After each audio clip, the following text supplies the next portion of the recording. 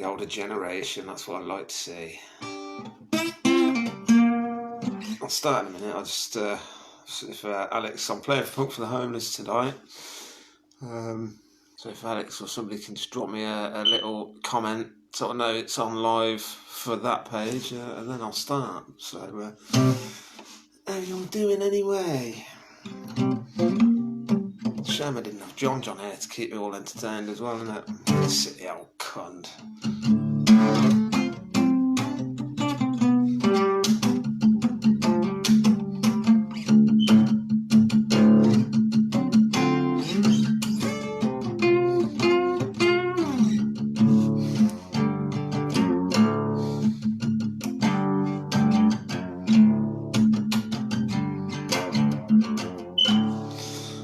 Okay, cheers Alex. We're ready to rock and roll. So we're going to start with Shady 80. Hello Jay.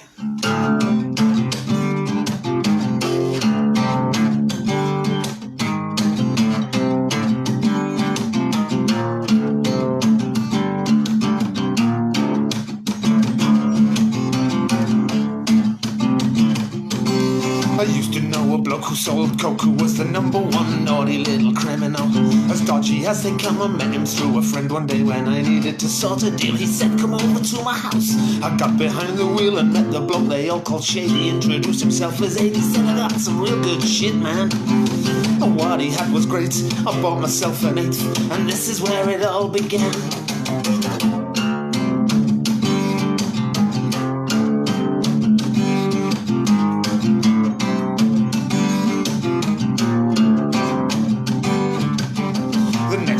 Called him up to place an order. He said, how can I help you, sir? I said, I'd like a quarter. He said, meet me at the end of the road by your mates. And he was in a hurry when he dropped off my 2/8. This time the deal was looking short, and when I put it on my scales, it didn't weigh a quarter. My 7 grams was weighing in at 5.5, and so I got back on the phone. Quick shop, I said, Shady 80, I think you made a blunder. A 1/4 ounce was 1.5 grams under. I think you need to check your scales, cause at this rate, mate, you're gonna lose sales.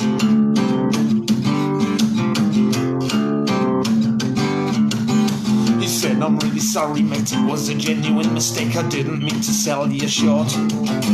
This time it was bad luck. My scales were playing up when I weighed out the deal you bought. I'll top you up next time you come to score, cause I know that you're gonna want more. And sure enough, he brought me the extra 1.5 grams. I chopped it into 2 big lines and we sniffed them for a laugh. Shady 80, I think I made a blunder. I just did that big fat line and now the influence I'm under. I've gotta drive home, I'd better leave it for a while, cause now I'm all wired up with a great big smile.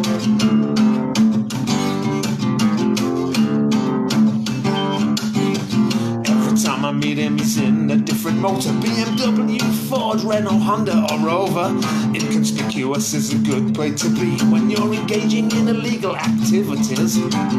One day I met him, he was on 2 wheels. He said, this is the quickest way to do my deals. And the next time I saw him, he was limping along. I couldn't help laughing when he told me what was wrong. Shady 80, what do you like? You went too fast round the corner by the building site. There was mud on the road, your wheel slipped on it. You crashed into a car and you landed on the bonnet.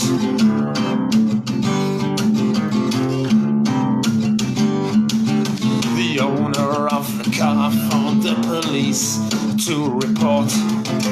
Shady 80 ended up getting a summons to court.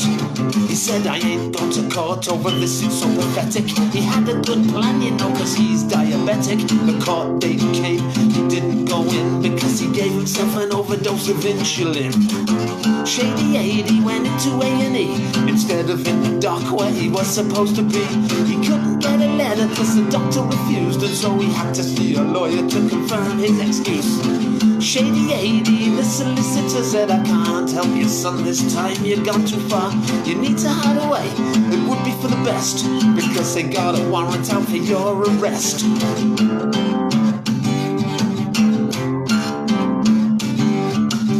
He's on a lot of time, he is no stranger to jail. He once got locked up for offering a policeman drugs for sale. He full-time criminal, no petty thief or raider. If this was fucking Star Wars, he'd be Darth Shader. Shady 80, there's so much left to say about you, but if I do this I would go on for days. I'm gonna leave it here now that I've made him sound bad, but it's not the last you're gonna hear about this naughty lad.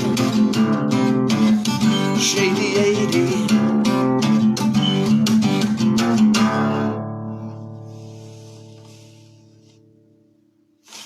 There you go. That's part one of the story. And after he got nicked, that was when part two got written. 9 Doors to Freedom.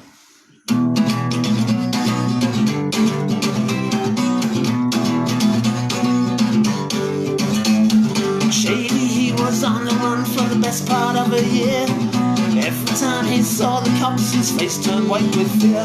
He crashed a motorcycle that he rode illegally, so they wanted him for that and some other things he did. He was ducking and diving everywhere he'd go. He didn't want to get locked up. While he had weed to grow, said he was gone hand himself in once he finished his crop. Then one day he was unlucky when I dropped him by the shop. He said, pull it over here so I can top up my phone. Then just as I parked up, 2 policemen came along. 30 seconds later they arrested him and then took him down the neck and sent him back to jail again. And now it's gonna be 6 months until he can freely roam, 'cause there's 9 doors to freedom in his steel and concrete home. When we went up to visit, it took ages to get in, and it took us just as long to get back out again.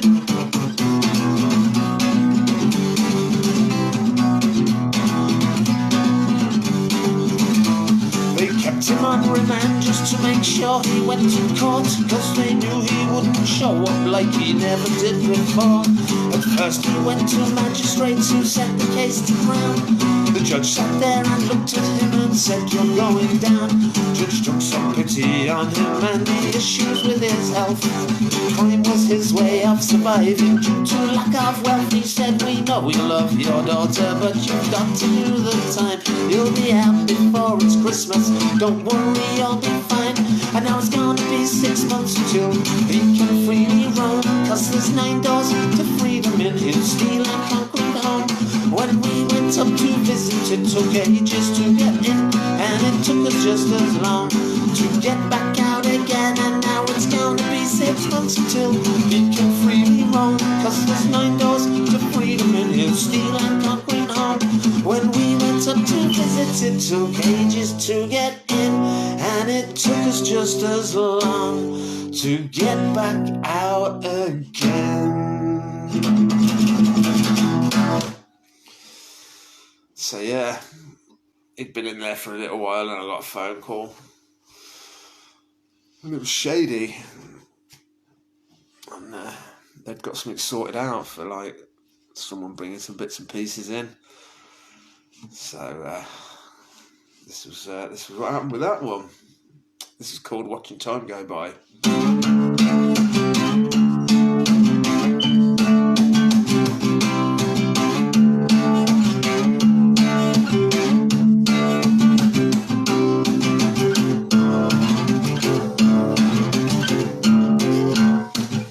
The lads were getting bored in jail.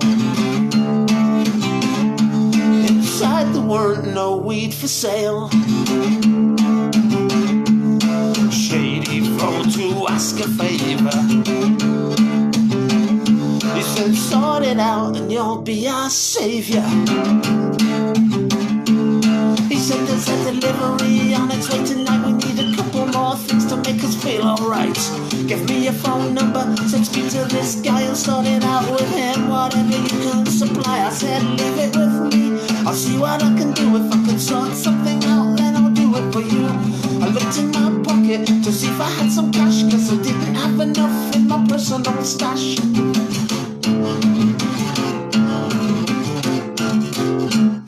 I called a couple of dealers, bought some weed and coke. I knew they would be happy with a little sniff and smoke. And and I called up the guy who was taking it to them. And I had to drop it off to him in Birmingham. He told me where to meet him outside his local Asda. Said that he'd be driving a bright red Mazda. So I called up a friend to give me a lift, and we got there a little early. So we sat and had the spliff, and then we saw the headlights coming towards us in the dark. The store was closed, we were the only ones in the car park. He parked next to us and the car confirmed that it was him. I gave him what I'd got so he could smuggle it in.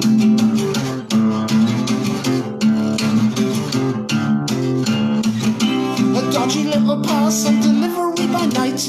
Booze, fags, Rizzlers, green and white, and anything else that the lads require to keep them entertained in jail. Watching time go by, watching time go by.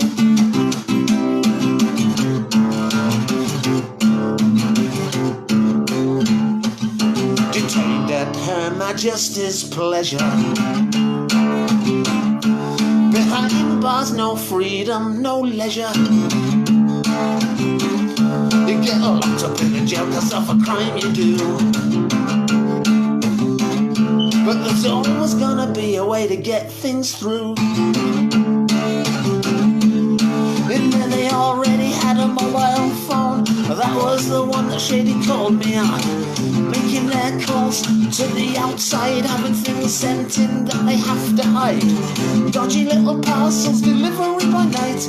Booze, fags, Rizzlers, green and white, and anything else that the lads require to keep them entertained in jail. Watching time go by, watching time go by. Dodgy little parcel delivery by night to keep them entertained in jail. Watching time go by. There you go. That was that one. And I could tell you one more story involving shades. And I know you like this one, Eagle. The broken tail light.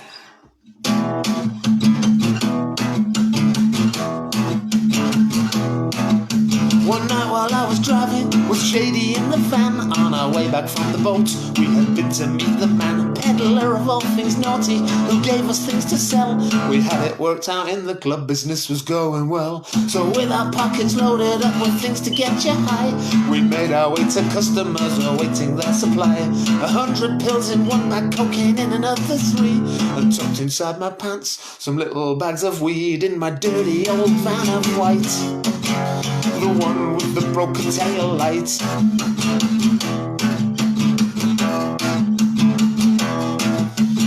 Driving through the street, there was something I failed to see. The 2 cops in the unmarked patrol car following me. And when I saw the blue lights flash from underneath the grill, paranoia kicked in big time, getting pulled by your bill. I had a nasty vision then running through my mind. If they decide to search me, they would have a decent find. 100 pills in one bag, cocaine in another 3, and tucked inside my pants those little bags of weed. But it turned out there was no need for a fight. They only pulled me for the broken tail light.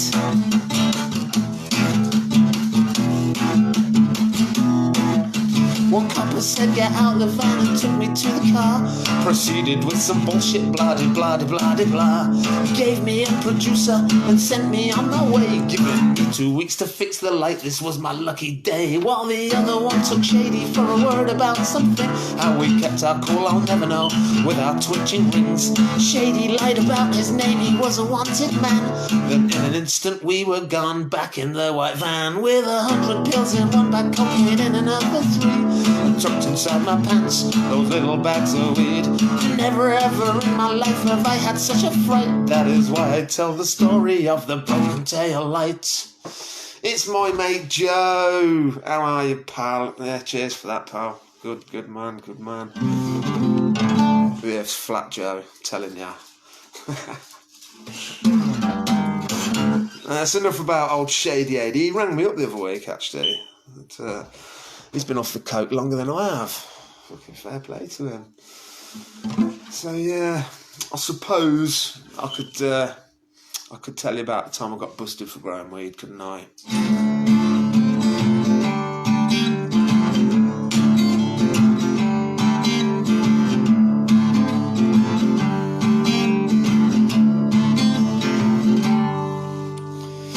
police came a knocking at my door the other day. Your house smells of weed, he said, have you complaints? You need to let us come and have a look around inside. Leaving me no choice but to show what I had to hide. I told them it's my medicine for all my aches and pains. I have spent most of my life working outside in the cold and rain, and wrecked my body moving earth and rocks and heavy paving slabs. And the only way to ease the pain is smoking funny fags. He said, I don't care what it's for, you are still breaking the law, you're nipped. I said, I ain't going anywhere with you until I've had another spliff. He said, I'm sorry, I cannot allow you to do that in front of me. I said, no way, and ate my bud and washed it down with my cup of tea. When we arrived down the station, I was feeling pretty nice. I didn't give them any trouble, I was ever so polite. While I was waiting to be booked, I chatted friendly with the cops. Told them how my heart is broken, now they took my crops. They said it's nothing personal, but the law is the law. I asked them, what about my freedom of choice to smoke a draw? They said, if you want to smoke it, that's entirely up to you, but we still have to lock you up cause of the weed you grew. I can't help feeling victimized, government need to realize they are wrong. I've spent so much time nurturing, and now my herbal medicine has gone. And now I'm gonna have to spend the day locked up inside a holding cell. All because some law-abiding citizen complained about the smell. Charged with cultivation. It was 7 o'clock at night when I left this police station. They said you're due in court next week and let me out on bail. They told me if you don't show up you will be going to jail. I can't believe they busted me and took away my THC. That was a sad day, that was. A very sad day. But anyway, let's not worry about that. Let's just say thanks to Eagle and Rachel and Alex and everybody involved in Pump for the Homeless. And if you look in the comments on here, Eagle's put a link where you can donate some dough. If you want to do that, you know, that would all be good. So yeah, I suppose it's time for Patsy Daily.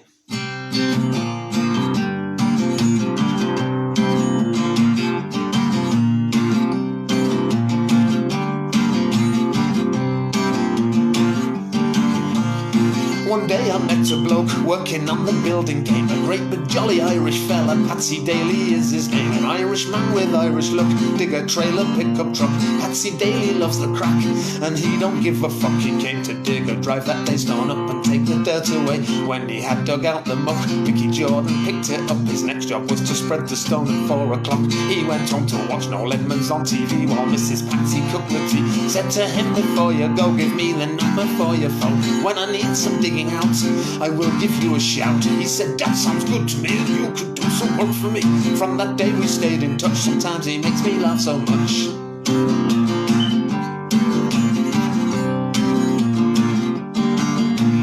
One day we were on a job for some rich bloke who is a knob, playing little drummers drive half a mile down both sides. He wouldn't lay for ready mix because he is a tight ass kid. Got 2 mixers out on loan and 2 young lads to mix our own. We were halfway along the run, waiting for the mix to come. Waiting and we waited more. Patsy, he let out a roar. Bring that fucking concrete here, we need it now, not next year. Then he took the digger down and knocked both mixers to the ground. His temper painted the picture, mix that fucking concrete quicker. He filled the dumper up with a great big heap of muck. Lofty he got on the dumper, it was green, it matched his jumper. He drove up and tipped it in so I could get to work again.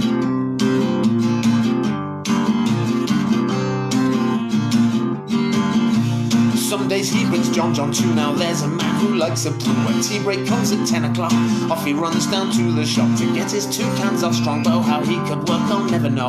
Then you'll hear Patsy moan, I should have left that cunt at home. Fucking hairy-faced hippie, that's the name you give to me. I call him the Irish cunt. All good banter just for fun. Whenever we go to work round, me and Pat don't mess around. Always getting the job done, having the crack, it's all good fun. So yeah. And then after that, old Johnny Bollock Brain, he came to work with me after that. Been a few years now, and yeah, he earned the name John Bollock Brain. because he's a fucking bollock brain. If you've seen him live, you know, you've seen him on the lunch times, and he's just a fucking madhead. So he got a song, or 3, or 4. So there you go. Let's sing about that old cunt now.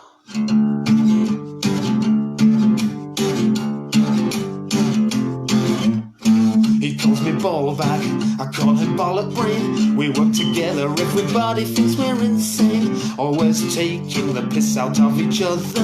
He's quite a character, unlike any other. John bollock brain, that motherfucker is insane. Drinking country choice all day. John bollock brain.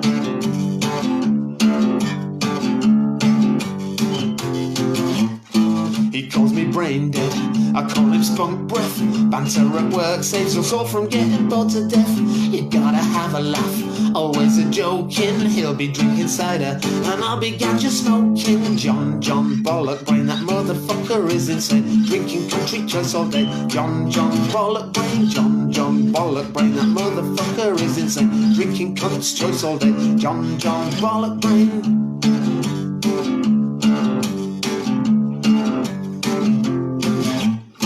He calls me shag rag, I call him wank stain. I call him pisshead when he runs off to the shop again to get a few more cans of cider. 4 for 3 quid or 8 for a £5. John bollock brain, that motherfucker is insane. Drinking country choice all day. John bollock brain. John bollock brain, that motherfucker is insane. Drinking cunt's choice all day. John bollock brain.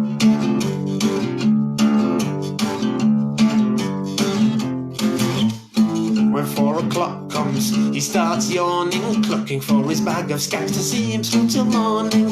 He is a wreckhead, through and through, but he's always ready to go out and do the work we do. John bollock brain, that motherfucker is insane. Drinking country choice all day. John bollock brain. John bollock brain, that motherfucker is insane. Drinking cunt's choice all day. John bollock brain. So there you go. John bollock brain. I was on a hand dig one day and had a bit of acid just to help me along, you know, because it was fucking rock hard ground and we just had to go for it. So I thought, what better way? A bit of the old Uncle Sid to give us a hand. And this is the song that came from that one.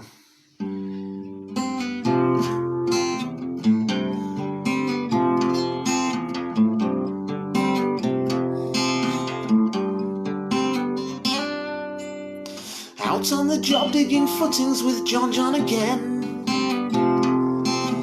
Working the pick and the shovel with old bollock brain.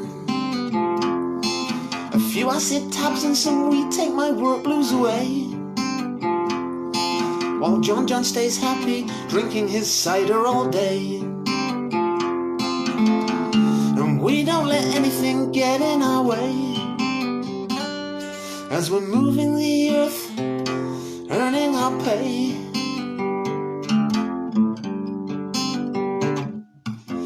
We dig some by hand and some by machine. We are an unstoppable earth-moving team. We can fill up a skip in no time at all. Or we'll pile it up and then give Mickey Jordan a call. He brings the grab wagon to take it away. Moving the earth, earning his pay.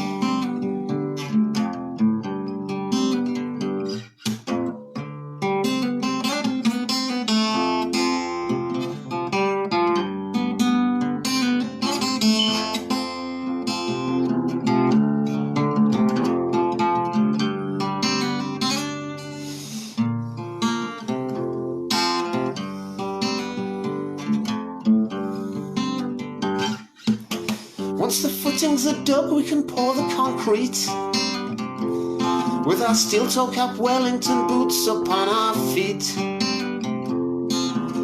Ask the driver to mix up some really wet muck. Fill up the trench, level it out, and then off we fuck. Put the tools in the van and drive away. to go and do it all somewhere else the very next day. I don't think I could earn a living any other way than moving the earth to earn my pay. Moving the earth to earn my pay. There you go. Fucked up the lyrics a little bit, but it don't matter, you get the idea. And I've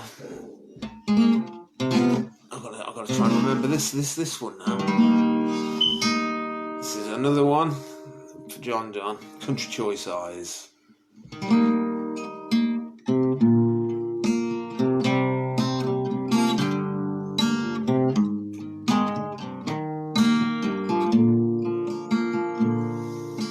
Set up the line and mark it out straight. John comes and says it's all over the place, but his country choice eyes are telling him lies again.